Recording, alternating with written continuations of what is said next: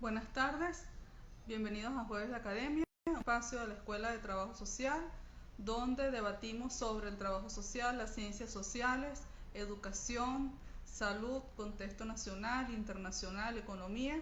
Y en esta oportunidad vamos a estar conversando sobre la democracia universitaria. Tendremos al profesor Giuseppe Llaneto, docente e investigador de la Universidad Central de Venezuela y ex rector de nuestra casa de estudios.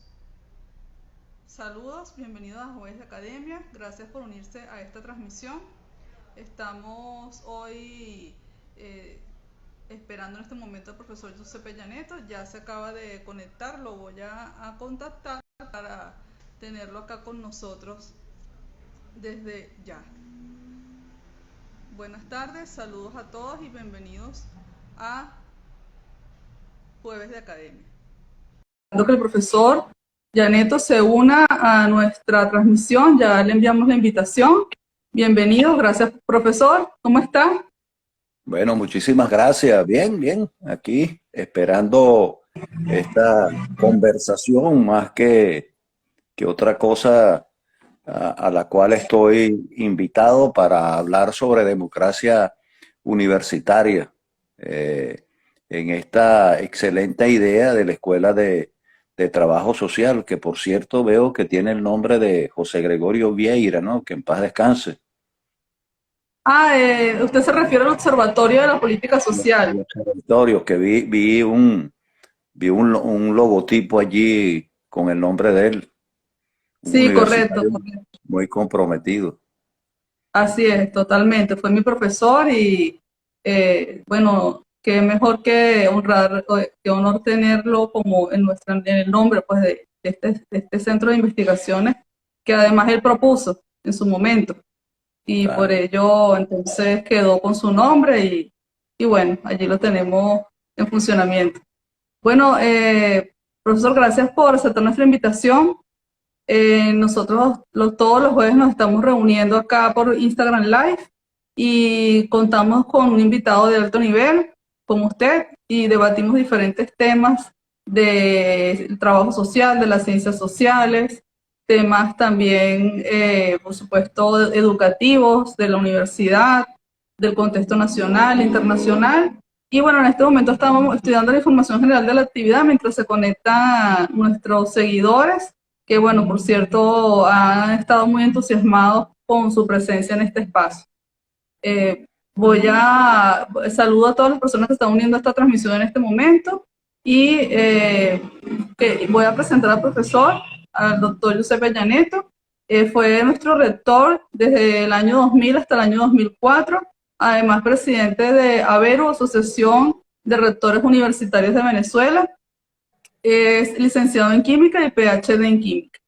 En este momento lo tenemos acá por primera vez en la Escuela de Trabajo Social, en este espacio Jueves de Academia, para conversar sobre la democracia universitaria, un tema realmente muy, muy importante para nosotros y muy especialmente en este momento donde estamos atravesando por una crisis muy severa dentro del país, una emergencia humanitaria compleja y por supuesto se refleja en nuestra universidad con todas las implicaciones que sabemos que tiene. Entonces, sin más preámbulos, le doy la palabra entonces a el doctor Giuseppe Llaneto y también aprovecho para nuevamente reiterar mi agradecimiento por haber aceptado esta invitación. Bueno, muchas gracias a ustedes por invitarme a estas conversaciones que son siempre de provecho porque permiten la reflexión y es una de las esencias fundamentales de la universidad. La universidad para mí es un espacio en donde todas las formas de pensamiento, entiéndase bien, todas las formas de pensamiento deben tener cabida. Por ello, la universidad es un espacio de debate, de confrontación de ideas, de civilidad, de educación y de libertad. Ello lo hace, ello hace que la universidad sea crítica, sea contestataria, sea irreverente, y eso para los regímenes totalitarios, a los regímenes autocráticos, los regímenes dictatoriales como el que tenemos ahora, desafortunadamente, en nuestro hermoso país, eso para esos tipos de regímenes que tratan de imponer un pensamiento único, eso es totalmente rechazado, ¿verdad? Eso es un pecado para la existencia de instituciones en donde todas las formas de pensamiento puedan expresarse. Hablando de democracia universitaria, la ley de universidades y los mecanismos internos de cada universidad, pero por lo general casi todos asumidos de la misma manera, permiten que todas las organizaciones y todas las personas que hacen vida dentro de la universidad tengan su representación escogida democráticamente, y en donde en cada una de esas elecciones la escogencia se hace respetando el derecho de las minorías, la proporcionalidad, la representación proporcional de las minorías, en donde se aplica el conocido método de Home, que desafortunadamente el chavismo hizo desaparecer en Venezuela. Comenzando por el sector estudiantil, para que los que no conocen cómo se maneja la democracia universitaria, cada escuela elige un centro de estudiantes y la elección para ese centro de estudiantes participan diferentes organizaciones. Claro está que el que obtenga la mayor votación obtiene la presidencia del centro, pero luego cada una de las fórmulas que participa, dependiendo de los cocientes obtenidos en la votación, llega a tener representación, inclusive las minorías. Eso ocurre a nivel de las escuelas. A nivel de los consejos de escuelas, ¿verdad? Que es una instancia ya de cogobierno en donde participan profesores, estudiantes y egresados. Allí también hay una representación estudiantil que también se elige democráticamente y que en donde también se aplica el respeto a las minorías, en donde se aplica la regla de Home para que las minorías también puedan tener su representación. Luego pasamos a nivel de las facultades, y a nivel de las facultades ocurre exactamente lo mismo. Allí ese es un cogobierno en donde existen estudiantes elegidos democráticamente, profesores elegidos democráticamente, ¿verdad? Y en donde están las autoridades nuevamente con el respeto a las minorías que pueden existir dentro de nuestra institución. Quiero señalar también que los trabajadores universitarios también tienen su representación a través de asociaciones o de sindicatos. En esas asociaciones, como la Asociación de Profesores o en la Asociación de Profesionales y Técnicos, lo que se conoce como APUFAT, es nuestra asociación, allí los profesores escogen a sus representantes para que manejen la asociación de profesores de la UCB, y los profesionales y técnicos votan para escoger sus representantes frente a las autoridades universitarias y frente a las autoridades de las diferentes facultades. Posteriormente existe el organismo máximo de cogobierno, ¿verdad? Que es el Consejo Universitario, que tiene una representación también estudiantil, elegida democráticamente con la participación de los estudiantes, una participación de los profesores y luego la participación de los decanos que han sido elegidos en cada una de sus facultades y las 4 autoridades centrales que es escogida por una combinación de porcentajes de votación en donde participan los miembros que forman parte, de acuerdo a la ley de universidades, de la comunidad universitarias, que son, tal como lo define el artículo 109 de la Constitución, como lo define la ley de universidades. La universidad es una institución con una conjunción de intereses entre profesores, egresados y estudiantes. ¿Ok? Entonces, la universidad, al permitir que todas las organizaciones participen dentro de la toma de decisiones, en donde cada uno haga escuchar su voz, donde cada uno exprese lo que crea conveniente, en donde cada sector pueda reclamar lo que considere más conveniente, eso en sí misma, eso en sí mismo es una expresión de la democracia que debe existir en nuestras universidades. Claro está que en los últimos tiempos esa escogencia, sobre todo de las autoridades decanales, esa escogencia de las autoridades centrales y la escogencia también, la selección democráticamente de los representantes a los consejos de escuela, estoy hablando de profesorales, a los consejos de facultad y a los consejos universitarios, se ha visto impedida por medidas que ha tomado el propio gobierno, que desafortunadamente tenemos en el país, que han impedido la renovación de todos esos cuadros de representación. Eso ha sido catastrófico, porque muchísimas personas fueron elegidas para ocupar cargos durante 2 años, los decanos 3 años, las autoridades 4 años, y llevan 3 y 4 periodos en los mismos cargos, con el desgaste que eso genera dentro de las personas y por lo tanto dentro de las instituciones. Esto para mí no es sino la cuarta fase del asalto a las universidades venezolanas. Es la cuarta fase. O sea, aquí hubo un mecanismo de asalto institucional que pasó por diferentes fases. La primera fase fue a través de la violencia.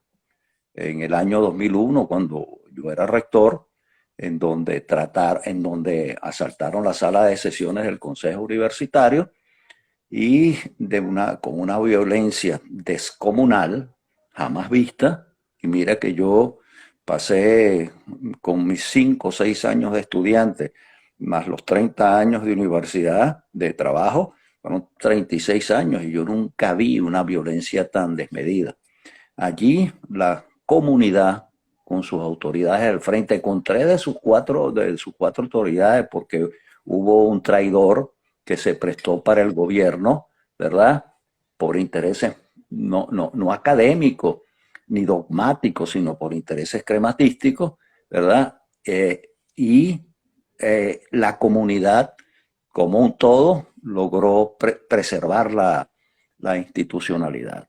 Luego hubo otra forma de asalto, que era a través de sonsacar a ciertas y determinadas autoridades, acercarlas al poder, hacerles ver que se beneficiarían de una u otra manera de ese acercamiento para un beneficio no institucional, sino personal. Fracasaron nuevamente. Y la tercera fase fue el asalto jurídico a través de una serie de abogaduchos que se llaman jueces o magistrados en nuestro país, ¿verdad? Que sirvieron la mesa para que se impidiera, sobre todo en el sector profesoral, la expresión de las mayorías en las elecciones de autoridades centrales y de los decanos de la facultad, e inclusive de los representantes profesorales a esos organismos de cogobierno. Entonces, y la cuarta fase es la que estamos viviendo ahora, que es la fase de desmantelamiento institucional, ¿verdad? En donde el gobierno, en vista de que no ha podido en esas tres fases anteriormente citadas, asaltar o poner de rodillas definitivamente la universidad, activó su cuarta fase desde hace unos 4 o 5 años, en donde la estrategia no fue otra sino asfixiar económicamente, presupuestariamente a la institución, no darle recursos dentro del presupuesto para gastos de funcionamiento, inversión, no dar recursos para las proveedurías, las proveedurías estudiantiles. Se acabó con esa universidad que permitía el ascenso social, prácticamente desapareció la organización de bienestar estudiantil, el comedor universitario para muchos estudiantes, incluyéndome, ¿verdad? Es una necesidad básica para poder mantenerse estudiando, las becas de OVE, o sea, el ahogo ha sido verdaderamente descomunal, trayendo además una afectación dentro de la infraestructura de la universidad. Al no tener gastos de funcionamiento, al no tener partidas para gastos de funcionamiento, al no tener partidas para gastos de inversión, la infraestructura se fue dañando, ¿verdad? Y no quiero contar, no quiero agregar, y además le voy a agregar a eso también la inexistencia de recursos para los cargos de reposición, tanto a nivel docente como administrativo, profesional y no profesional.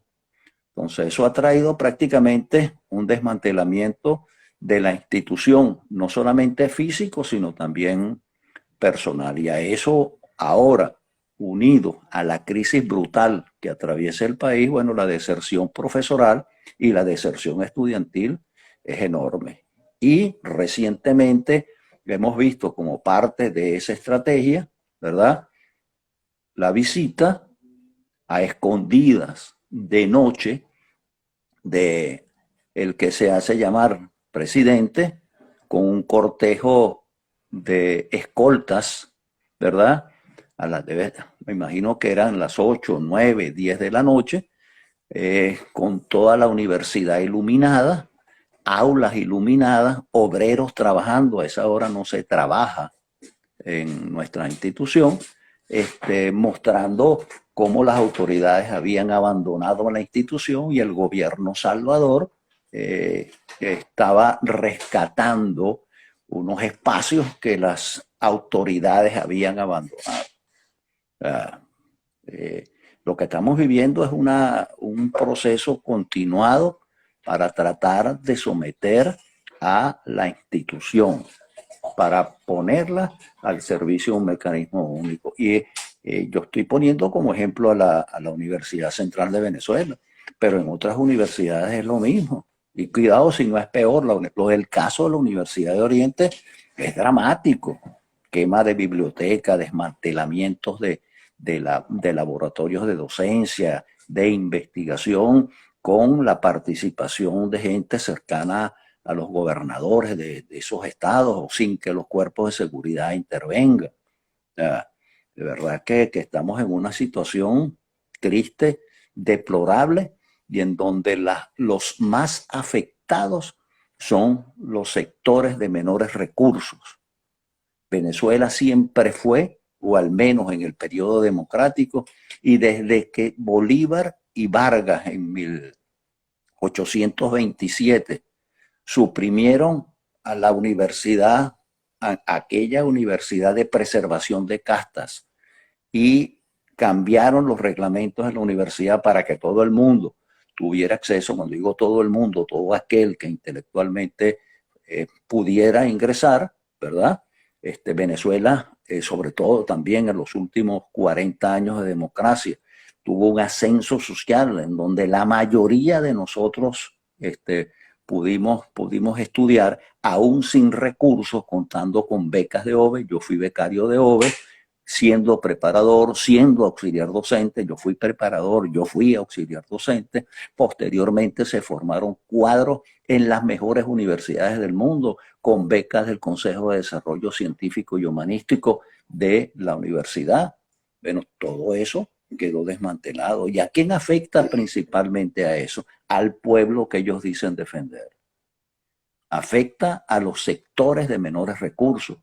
Y esto que estoy planteando en la universidad, que tal vez me estoy saliendo de la problemática planteada en este foro que tiene que ver sobre democracia universitaria, también afecta al sector escolar y al sector de educación básica, media y diversificada.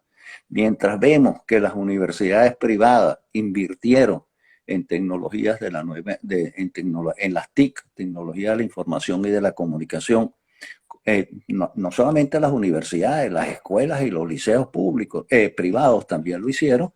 Vemos cómo nuestras escuelas y nuestros liceos y nuestras universidades no han podido hacerlo porque el gobierno no les ha dado los recursos. De verdad que este gobierno del pueblo lo que ha hecho es cada día favorecer a los que más tienen en detrimento de los que ellos dicen defender. Pero con su exposición, profesor. Sí, sí, sí. Ok, pues muchas gracias por la explicación. Mientras llegan las preguntas y los comentarios, voy a aprovechar para leer acá algunos saludos que han llegado. Fito Salazar los saluda. También saludo a los profesores de la Escuela de Trabajo Social que están conectados en este momento, a la profesora Margarita Rojas, a Nairobi Ramírez, Luis Crespo, Gregorio Afonso, a la profesora Yusneyi Caraballo de la Facultad de Ciencias, de la Escuela de Computación, al profesor Pedro Carranza, de la Escuela de Administración y Contaduría. Y bueno, saludos a todos nuestros estudiantes, egresados y la comunidad universitaria que está en esta transmisión. Mientras llegan las preguntas, profesor, quería plantearle un dilema que se está presentando en la universidad recientemente en cuanto a la democracia universitaria, que tiene que ver con el reglamento vigente y la posibilidad de incorporar otros sectores a la comunidad universitaria. Es decir, hubo una sentencia en el año 2019 donde se planteaba que estábamos obligados a hacer las elecciones incorporando al sector administrativo y obrero. Y en este momento hay un grupo importante de la comunidad universitaria que está de acuerdo con esto, claro, adaptado a las decisiones o a las condiciones que establezca la universidad a lo interno. Y hay otro grupo importante que está totalmente de desacuerdo con esto y cree que se deben hacer las elecciones tal y como está en las leyes vigentes. Entonces, quería un comentario de usted sobre esto mientras llegan otras preguntas y saludos. Siempre que la comunidad se exprese democráticamente, todo puede pensarse. ¿Qué fue lo que ocurrió y por lo cual la universidad venezolana, que no la universidad central, la universidad venezolana se resistió a implementar? Se resistió a implementar una supuesta ley orgánica de educación que obligaba a las universidades a desconocer la Constitución, a desconocer el artículo 109 de la Constitución, que dice que la universidad es una comunidad de intereses entre profesores, empleados y estudiantes, ¿verdad? Y esa ley orgánica de educación fue anticonstitucional, como he dicho anteriormente, obligaba prácticamente a que la votación fuera como la elección de una elección presidencial, a la elección de un alcalde, de un gobernador, y estamos hablando de instituciones de mérito. O sea, no todo el mundo, un estudiante, ¿cómo el voto de un estudiante va a tener el mismo peso que el voto de un profesor? Además, la ley de universidades impide que los profesores contratados y que los profesores instructores impide que esos profesores puedan votar porque tienen que cumplir con ciertas reglamentaciones, ¿verdad? Eso también puede revisarse, pero vamos a revisarlo de acuerdo a lo que dice la Constitución y no como favoreciendo un mecanismo de asalto que ellos inventan para tratar de meterle la mano a la institución. ¿Cómo puede un estudiante de primer semestre, de segundo semestre, un joven sin experiencia, sin saber lo que es una administración de una escuela, sin saber lo que es una administración de una universidad, etcétera, etcétera? ¿Cómo puede ese estudiante o un obrero, ¿verdad? Por muy especializado que sea, legislar escoger a unas autoridades que son las que van a definir la política de investigación y posgrado de la institución o las políticas que se van a implementar en la escuela de trabajo social? O sea, no, ahí no hay experiencia. Claro que la participación estudiantil dentro del claustro universitario, dentro de la asamblea de las facultades y dentro del propio sector estudiantil, es un mecanismo para que enseñarles, así como se les enseña trabajo social, economía, química, ingeniería, medicina, es enseñarles lo importante que es la participación.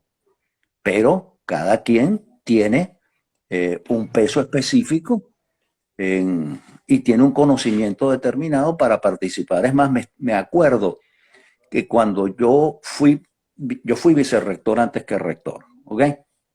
Me recuerdo que llegaban estudiantes de diferentes facultades que decían tener un grupo determinado.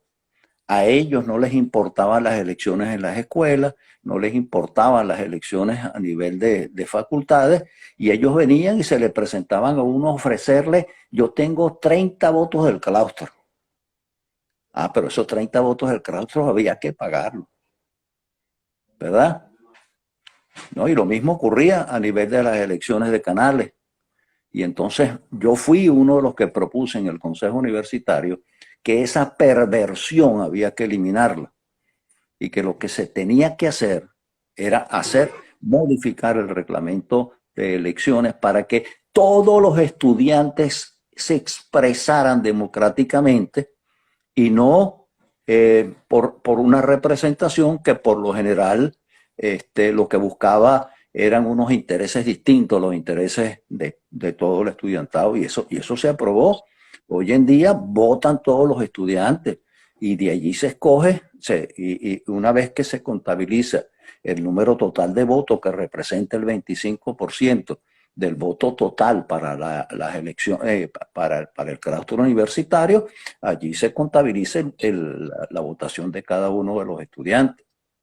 Ahora bien, con respecto a la participación del sector obrero y el sector administrativo, mira, yo no tendría ningún inconveniente que hubiera una representación en el Consejo Universitario, que hubiera una representación en el Consejo de la Facultad, ¿verdad? Que haya un representante de ellos, un principal y un suplente.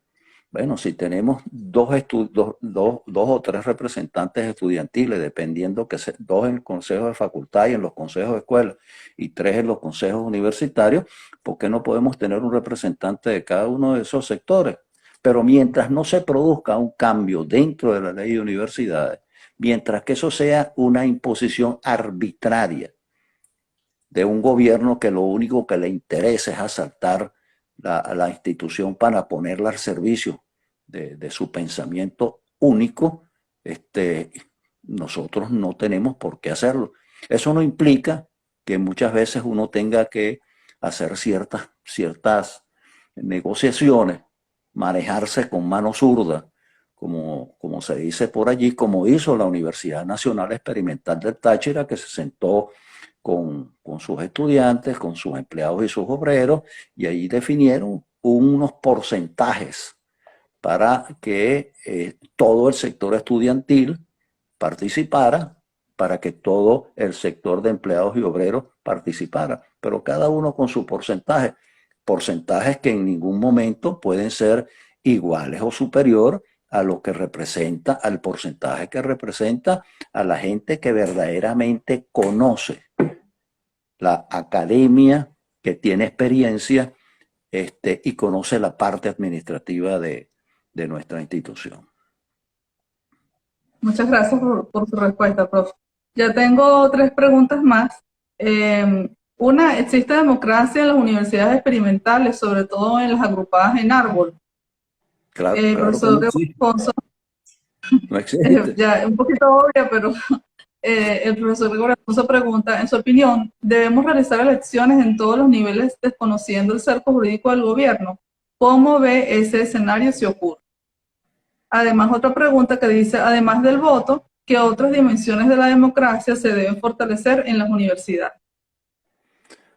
Bueno, las dimensiones, voy a comenzar por esta última, las dimensiones democráticas de la universidad vienen representadas por los diferentes gremios que hacen vida en la institución.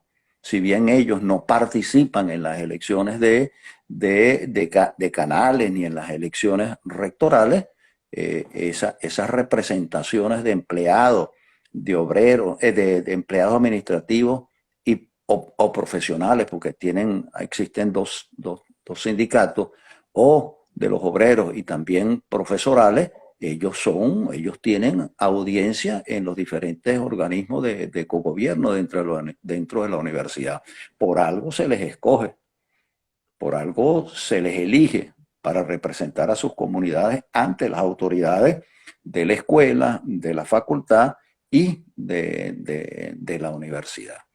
Ahora bien, la pregunta de Gregorio, gran amigo, muy apreciado de Gregorio Afonso, la pregunta va, bueno, pero es que, ¿cuál democracia existe en esas universidades que han sido intervenidas?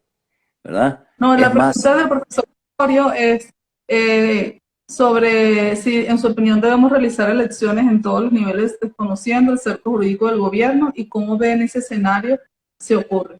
¿Cómo ve ese escenario si ocurre? fíjate, yo desde hace tiempo he querido retar al gobierno, pero en el sentido electoral. Tú quieres que yo desconozca la Constitución, yo no la voy a desconocer mientras exista el artículo 109 de la Constitución, ¿verdad? Ninguna ley puede estar por encima de la Constitución y por más magistrados, entre comillas, que me ordenen violar la Constitución, yo no lo voy a hacer. Por lo tanto, yo convoco a elecciones, pero allí hay que trabajar de común acuerdo entre todas las universidades autónomas, entre todas las universidades que escojan a sus autoridades y ponerse de acuerdo como ocurría en Aveiro en el año desde el 2000 al 2004.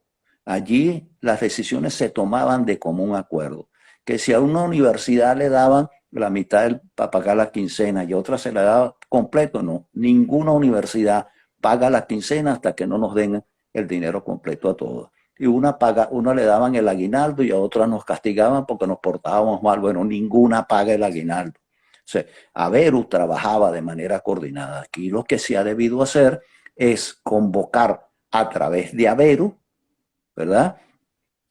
Y señalar de que se iban a hacer elecciones, ¿verdad? Porque los periodos estaban vencidos y bueno, y luego que nos metieran presos a todas las autoridades para ver si se iban a atrever a meter preso a todas las autoridades, porque al gobierno nunca le ha importado lo que él haga internamente, al gobierno lo único que le ha importado es cuidarse, cuidar su imagen exterior, hacerse ver como un gobierno socialista, un gobierno del pueblo, que todos sabemos que no es ni socialista ni es del pueblo.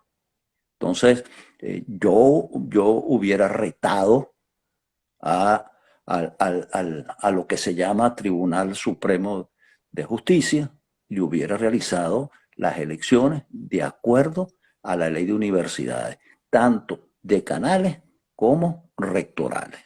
O sea, esa es mi opinión muy personal y la gente de la Asociación de Profesores lo sabe y mucha gente dentro del sector universitario, pero no lo puede hacer la Universidad Central sola, tiene que hacerlo en bloque, ¿verdad? Y con respecto a las universidades experimentales. Las universidades experimentales son universidades, en la gran mayoría, claro está, ¿no? Porque siempre hay algunas que se llaman experimentales y que han logrado mantener sus espacios de libertad. Pero la mayoría son universidades en donde te nombran a las autoridades y esas autoridades tienen que seguir un mandato. Ellos obedecen al amo que los nombró. Si ellos no siguen las pautas del jefe supremo, que en este caso es el ministro de Educación o el gobernador del estado o quien sea, si ellos permiten algún dejo de libertad, algún dejo de disenso dentro de la institución, ellos van para afuera. Entonces, eso no son universidades. Es más, voy a aprovechar esta pregunta también para decir que la mentira como política de Estado llegó a convertir a institutos y colegios universitarios en supuestas universidades. Entonces ahora tenemos 7 universidades autónomas y 35 o 36 universidades experimentales. Y tenemos 27 universidades privadas. Antes se ejercía un peso determinante en el Consejo Nacional de Universidades, pero ahora le quitaron los porcentajes a las universidades más antiguas, que tenían un peso específico por voto mayor que otras universidades, y ahora todas las universidades votan, tienen el mismo porcentaje de voto, es decir, cada universidad es un voto. Entonces tú me dirás, somos 7 independientes donde hubo elecciones y escogieron unas autoridades, ponle que sean 10 u 11 en unas experimentales como la UNESPO, la Bolívar, que la mantiene como experimental, pero que no es experimental porque en el año 95 le dieron su autonomía, ¿ok? La UCLA, etcétera. Ponle que seamos 11 votos, 12 votos, llega y te arropan con los 30 y tantos votos de los rectores que están allí para ejecutar las órdenes que le da el gobierno, y la mayoría de los votos de las universidades privadas que tienen temor de ser intervenidas por el gobierno. Mientras yo estuve en el Consejo Nacional de Universidades, los únicos rectores que hacían respetar a sus instituciones, como universidad estoy hablando, eran la Católica del Táchira, la Católica, la Andrés Bello, y la Metropolitana y la Monte Ávila. Una universidad muy pequeña, pero de excelente calidad. Los demás no hablaban porque tenían temor de que el gobierno los interviniera. Entonces, bueno, hasta esos casos hemos llegado. Pero Profesor, la pregunta de sí, si me hubiera atrevido a convocar elecciones, sí lo hubiera hecho, sin ninguna duda. Tal vez no de manera aislada, pero sí de manera coordinada con el resto de las universidades, escogiendo un día determinado. nosotros tenemos conocimiento, y bueno, usted nos narraba al inicio de esta conversación el éxito que tuvo al enfrentar una toma violenta por parte del gobierno nacional, y que bueno, fue enfrentada también con la misma comunidad universitaria. Sabemos que los tiempos son distintos. El año 2001 es muy distinto, por supuesto, al 2021. Pero, ¿qué elementos usted considera que pudiéramos rescatar de ese hecho para el día de hoy y que quizás nos permitiera dar una lucha por la defensa de la universidad?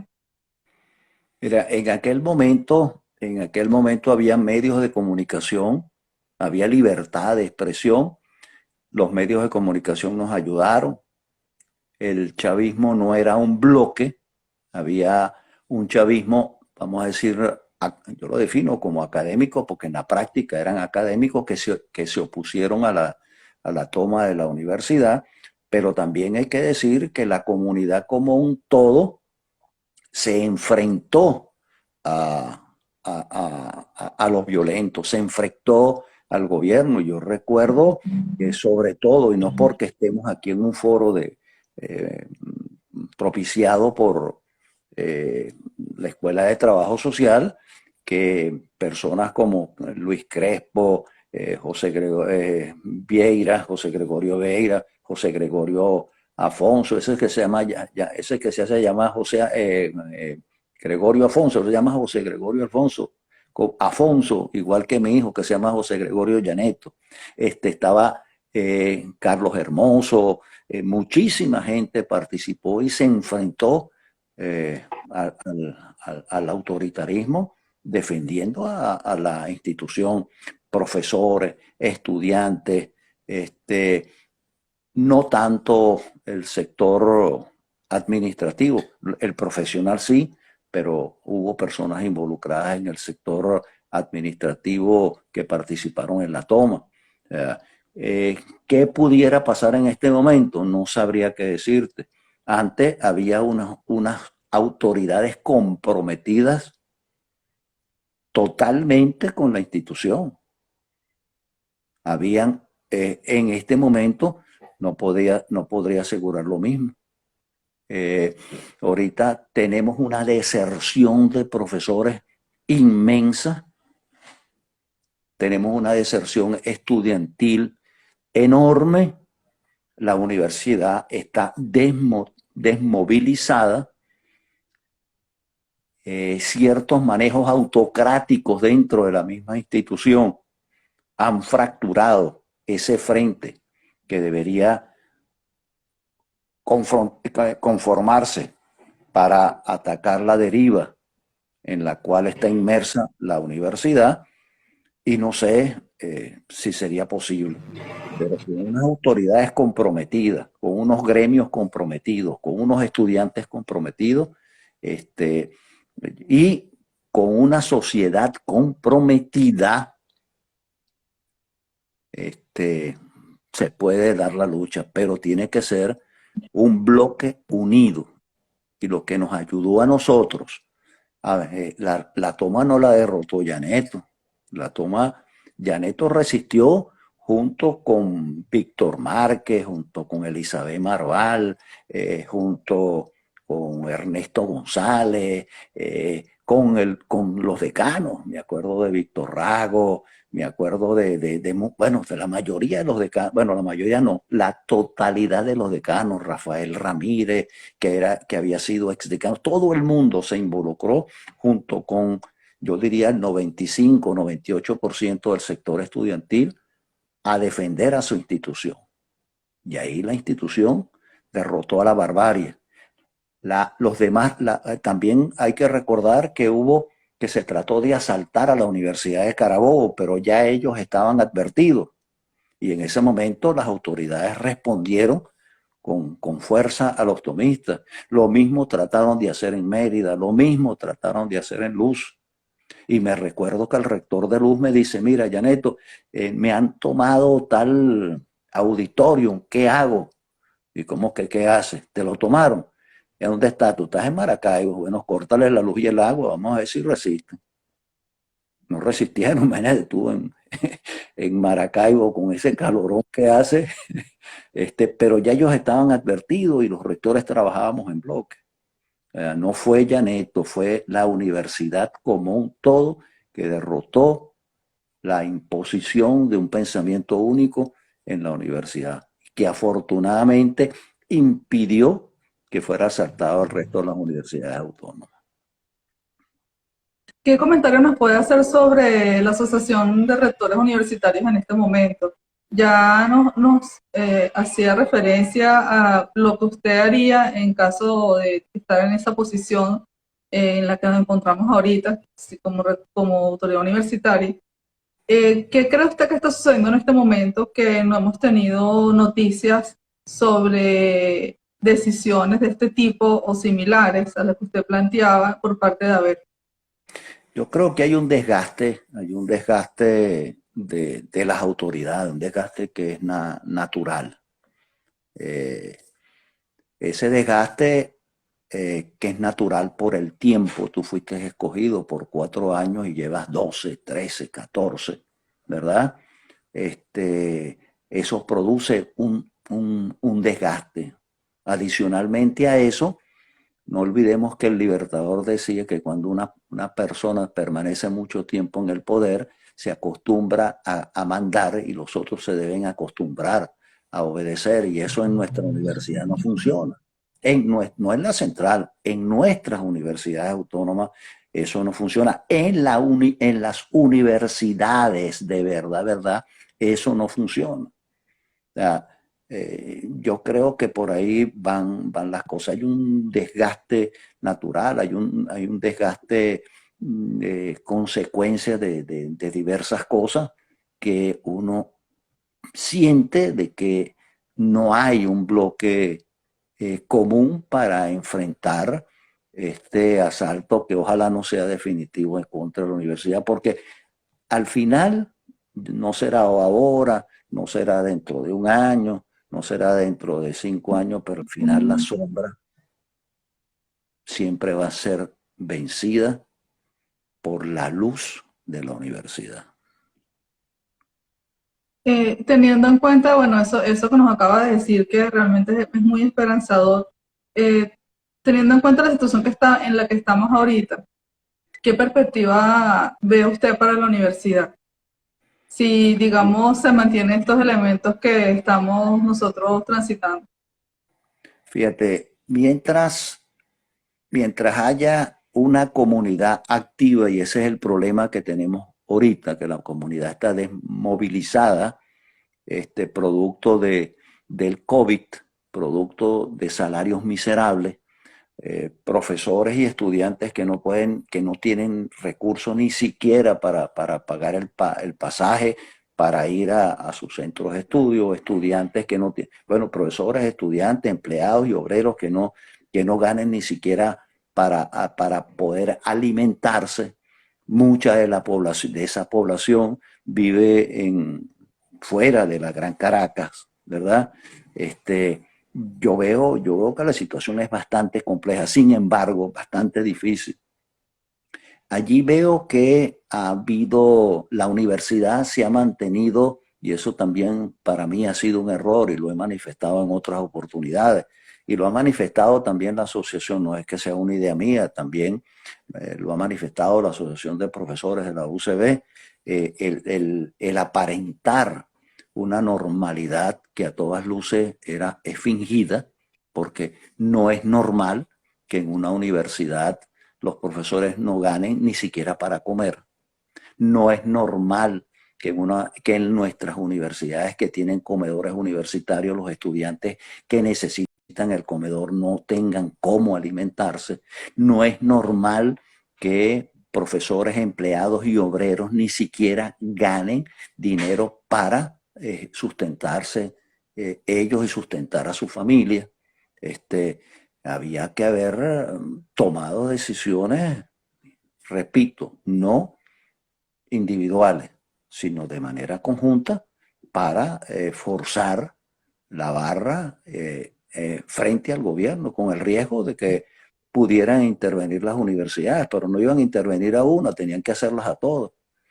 Cosas que yo no sé si ellos estaban capaces, si ellos son capaces de hacerlo, porque repito, a esta gente no le importa lo que ellos hacen dentro de Venezuela. A ellos lo que les preocupa es que se sepa fuera del país lo que hacen en Venezuela. Y lo estamos viendo ahorita con la Corte Penal Internacional. Ahorita 30 y tantos policías que habían sido liberados, inmediatamente los volvieron a poner presos porque ahora sí tenemos fiscalía, ¿verdad? Durante 21 años no tuvimos fiscalía, pero ahora como está la Corte Penal Internacional y como el tema de Venezuela está en el tapete, ahora sí hemos visto otros casos. Empezaron a liberar unos que otros presos políticos que están presos porque a ellos les da la gana, simplemente al gobierno le da la gana, simplemente porque expresaron un pensamiento distinto al cual ellos profesan. Entonces, yo veo que la situación ahorita en estos momentos está muy complicada. Tenemos un problema grave en donde los cuadros mejor formados académicamente dentro del propio país, pero también en las mejores universidades del mundo, que tardamos 20 y 30 años en conformarlo, muchos se jubilaron, otros renunciaron eh, y se han ido del país para tratar de tener una vida, vamos a llamarla normal, poderse alimentar ellos, poder dar a su familia y a sus hijos, sobre todo a sus hijos, una buena educación. Reconstruir todo eso nos va a tomar trabajo y hay que hacerlo definitivamente. Pero no, la universidad no debe bajarle la cabeza a un régimen despótico. Profe, teniendo en cuenta también un poco lo que se vislumbra más a futuro, ¿qué consideraciones cree usted que se deberían hacer al momento de crear una nueva ley de universidades?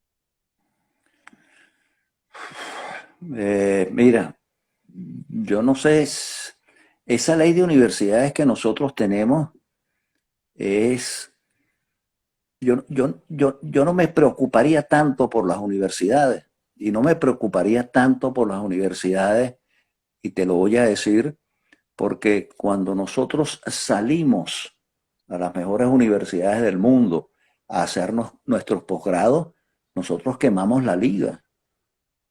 Nosotros fuimos a Alemania, Estados Unidos, Inglaterra, Canadá, a Francia, España. Nosotros estuvimos en todas las universidades del mundo y los venezolanos siempre dejaron en alto la educación de nuestro país. Eso mismo ocurre con la diáspora, esa diáspora que ha vaciado el país y eso uno lo ve a nivel de todas las áreas del conocimiento, biología, química, computación, sistemas, electrónica, bueno, literatura, ahora que el gobierno quiere acabar con las carreras humanísticas y con las carreras sociales, ¿sabes? Con el nuevo, para adecuarse al plan de la patria, etcétera, etcétera. Fíjate tú que el premio Vargas Llosa lo acaba de ganar Rodrigo Blanco, hijo de Carlos Blanco, su papá también es profesor jubilado de la Facultad de Medicina. Este, o sea, la diáspora venezolana, y ni hablar del sector salud, la reputación que tiene ahorita, el que acaba de ganar este año el premio al egresado del año, el premio Alma Mater que otorga la Asociación de Egresados y Amigos de la UCB, es el doctor Igor Palacio, profesor emérito de la Universidad de Harvard, director durante no sé cuántos años del hospital más importante de Boston en la parte de cardiología. Ven, o sea, yo no me preocuparía tanto por las universidades, lo que sí es que hay que volver a conformar esos cuadros a nivel de maestría y sobre todo a nivel de doctorado, y con dedicación, tiempos completos y sobre todo con dedicación exclusiva para que puedan dedicarse con unos buenos salarios a volver a tener esa universidad de excelencia. Yo me preocuparía, sobre todo en el sector, en los otros sectores de la educación, en la escuela básica, en la media y en la diversificada, que al no haber dado la lucha que han dado muchas universidades y sobre todo muchos gremios profesorales, están en un estado de deterioro y de abandono espantoso. ¿Cómo pueden esos muchachos ingresar a una universidad y egresar? Porque el problema no es ingresar, el problema es egresar de las universidades, que es más, ni siquiera se lo plantean como elección, porque no pueden ni siquiera planteárselo como elección. El problema educativo hay que tratarlo como un todo y a lo mejor hay que, en la ley de universidades hay que hacer modificaciones. Yo no digo que no, ¿ok? A lo mejor, y no solamente en la ley de universidades, a nivel de la administración pública venezolana. No puede ser posible que en el Banco Central, en la Fiscalía, en la Contraloría, en las universidades, en los ministerios, en PDVSA, en todos lados, la gente se jubile con 25 años de servicio. Yo comienzo a trabajar, suponte, con 20, 25 años y a los 45, 50 años estoy jubilado cuando estoy en mi máxima capacidad de producción intelectual. Pero allí al mismo tiempo tengo que motivar que esa persona se mantenga activa y productiva y para eso tiene que tener unas condiciones de trabajo y una remuneración apropiada. O sea, y hay que hacer un trabajo, de verdad, hay que refundar el país, porque esta gente destruyó el país que conocimos. Ahora que menciona el tema de las reivindicaciones salariales, en el debate de las redes sociales y en algunos intercambios que se hacen en el ambiente universitario, hay un señalamiento sobre el carácter público de la universidad, sobre la búsqueda de recursos propios, ese tipo, el presupuesto por vía Ejecutivo Nacional. Hay algunos sectores que piensan que no deberíamos depender del Estado, que deberíamos ser autosustentables. Este tipo de apreciaciones que llevan a que prácticamente se diluya la idea de la universidad pública y, y que ya el Estado definitivamente no tenga conexión con las universidades públicas. ¿Qué consideraciones puede hacer usted sobre esto? Totalmente, totalmente irreal. Las universidades de verdad, verdad, las universidades de docencia, las universidades de investigación, las universidades de extensión, las universidades de verdad, verdad, ¿verdad? Uno habla de Cambridge, uno habla de Harvard, uno habla del MIT, uno habla de la Universidad de Los Ángeles, de la Sorbonne, estoy hablando de las americanas, porque en Francia las universidades son financiadas por el Estado, al igual que en Italia y la mayoría y en España y en Portugal, ¿verdad? Una universidad en donde se haga docencia, investigación y extensión, no es imposible mantenerla con una, ¿cómo se llama? Con el pago de una matrícula. ¿Cuánto me cuesta a mí equipar un laboratorio? ¿Cuánto me cuesta a mí tener los softwares educativos? ¿Cuánto me cuesta a mí adecuar las plataformas de tecnologías de la información y de la comunicación? ¿Cuánto me cuesta a mí formar un profesional en las mejores universidades del mundo? ¿Cuánto me cuesta a mí formar en todas las escuelas? No solamente en las que se necesita una mayor inversión para formar, una mayor inversión de dinero en laboratorio, en reactivos, etcétera, etcétera. ¿Cuánto me cuesta a mí formar un doctor en trabajo social, un doctor en sociología, un doctor en letras, un doctor en comunicación, etcétera, etcétera? Un doctor en electrónica, un doctor en tecnologías de la información y la comunicación. Eso no lo paga ninguna matrícula, eso es un gran absurdo. Las universidades venezolanas, en la medida en que se fueron desarrollando, comenzaron a prestar servicio a ciertas instituciones. Si fue verdad, y se generaban ingresos propios. Ahora, yo estuve durante 10 años contratado a través de la Facultad de Ingeniería, ¿verdad? Prestando, realizando investigación para la industria petrolera. ¿Quién recibía el dinero? Lo recibía la Facultad de Ingeniería. A mí me daban un pequeño porcentaje que lo repartíamos entre los profesores que eran parte del grupo de investigación, con quien desarrollábamos nosotros esos proyectos con marcianos que venían de otro sitio, ¿no? Con nuestros estudiantes de pregrado que tenían que hacer y de posgrado que tenían que hacer su tesis. Ahora, eso generaba recursos, pero ¿cuántos recursos te puede generar eso en un país en donde prácticamente no hay ningún incentivo para que las empresas inviertan en investigación y desarrollo? O sea, hay que ser realista. Además, el dinero que recauda el Estado por la riqueza que el país genera, junto con el impuesto que paga el ciudadano, ¿a qué va a ser dedicado? No es dedicado a preservar la seguridad, no es dedicado a preservar la salud, tampoco va a ser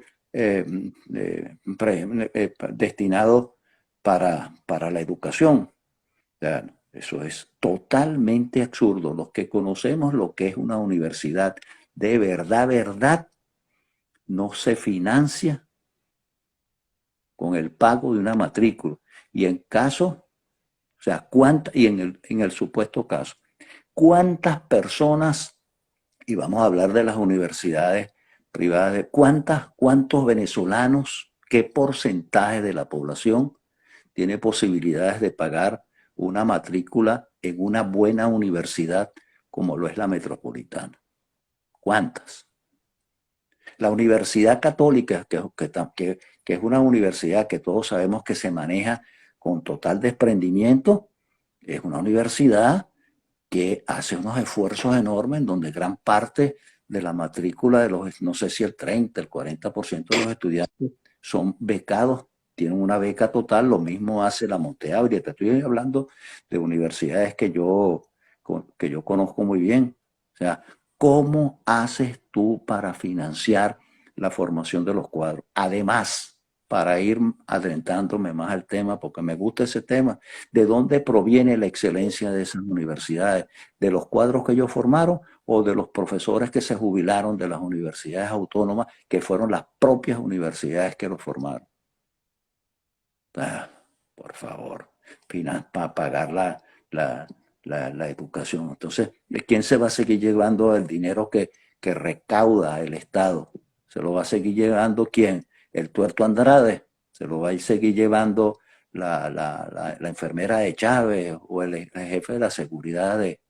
¿ah? O todo ese montón de ladrones que están viendo la justicia, no aquí en Venezuela, porque aquí no existe, sino que los están, la están viendo en otros países en donde existe Estado de Derecho, donde existe justicia. Otra pregunta, profe. En cuanto al tema, ya estamos cerrando, ya estamos llegando a la hora de transmisión y aprovecho para hacer ese paréntesis para que nuestros seguidores sepan y si van a hacer una pregunta, entonces la hagan de una vez.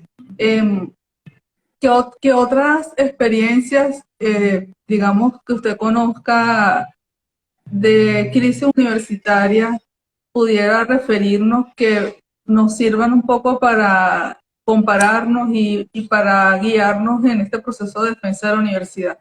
¿O es un caso totalmente inédito por lo visto, ¿no? Porque en lo personal no he visto ninguna referencia similar a esto. Bueno, yo tampoco conozco una experiencia de asfixia como la que está viviendo la educación venezolana, ¿ok?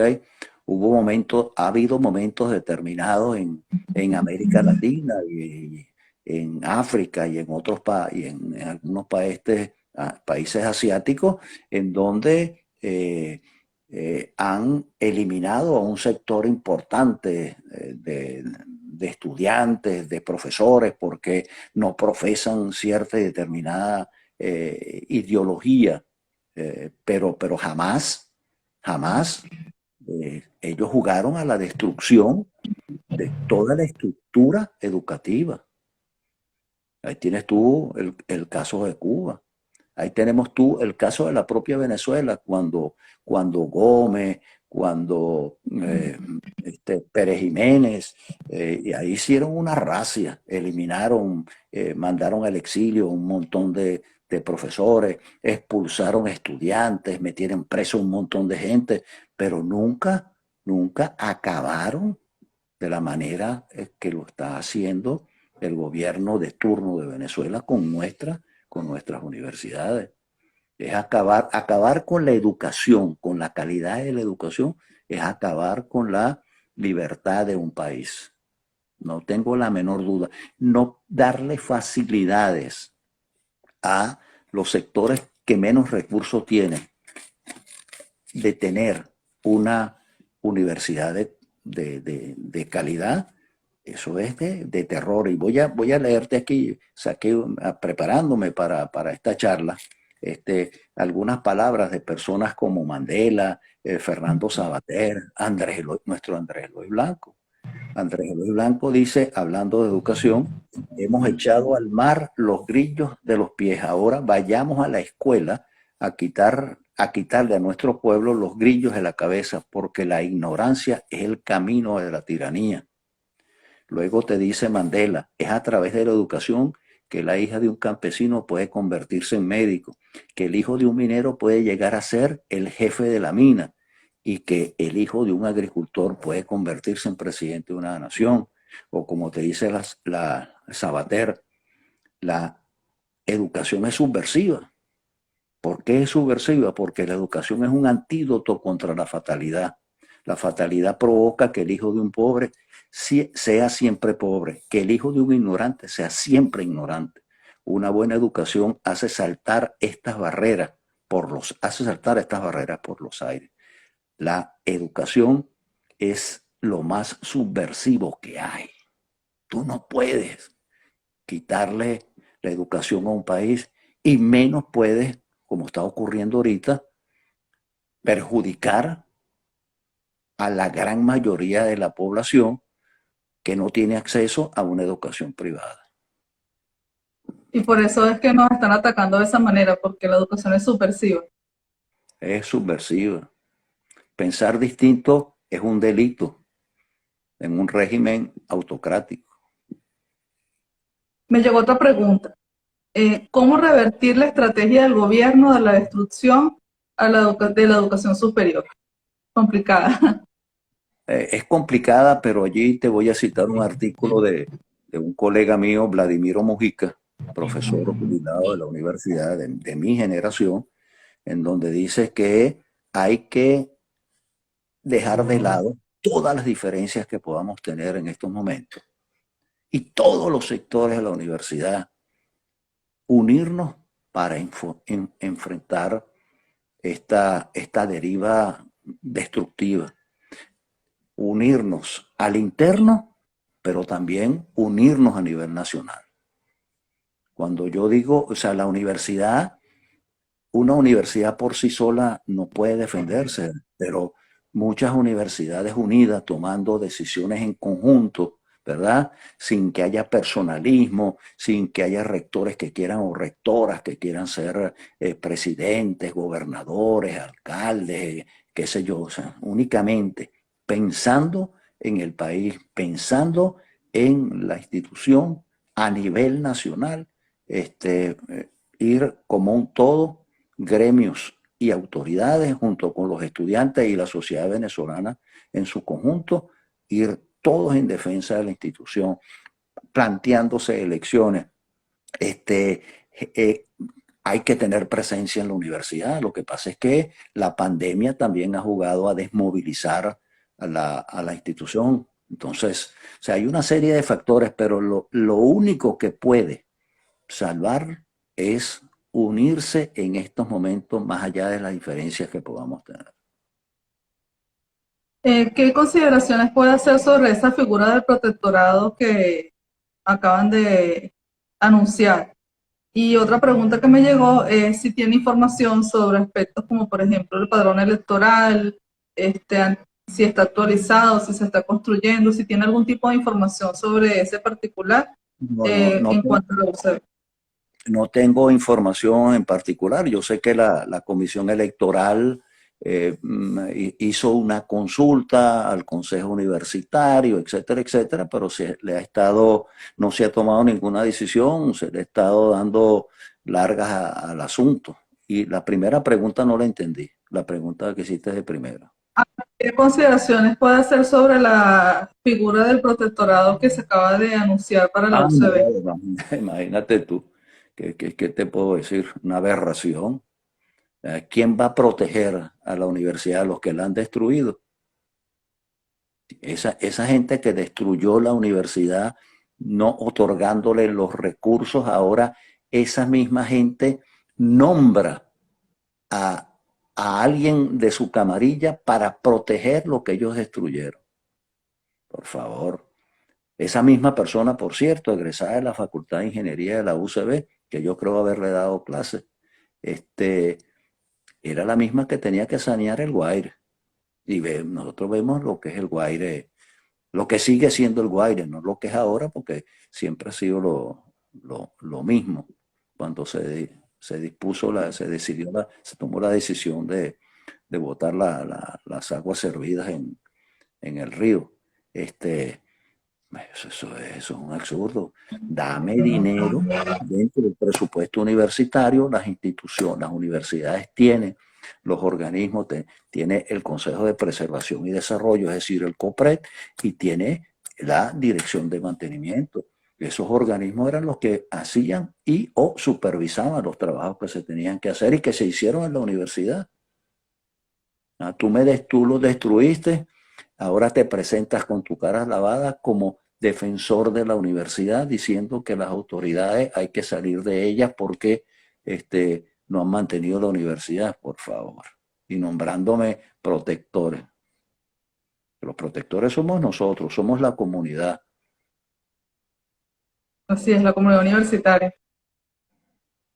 Y los padres de Eh, los estudiantes que tienen que comprometerse porque el futuro de sus hijos está en la existencia de universidades autónomas, libres y democráticas.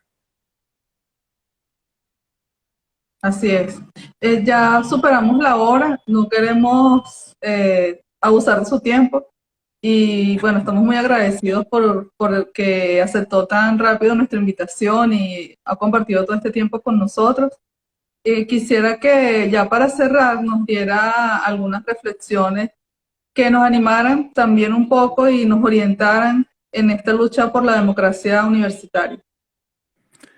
Yo lo único que quiero decirte es que, como le decía Rudyard Kipling a su hijo, donde le daba una serie de consejos, y uno de los principales consejos que siempre se me quedó grabado es persistir es la orden, resistir, mantenerse firme en sus valores, en sus principios y en defensa de la institución. Son momentos muy difíciles, pero en esos momentos en donde es de repente que aparece una luz o aparece una salida inesperada pero si no resistimos, si nos persistimos,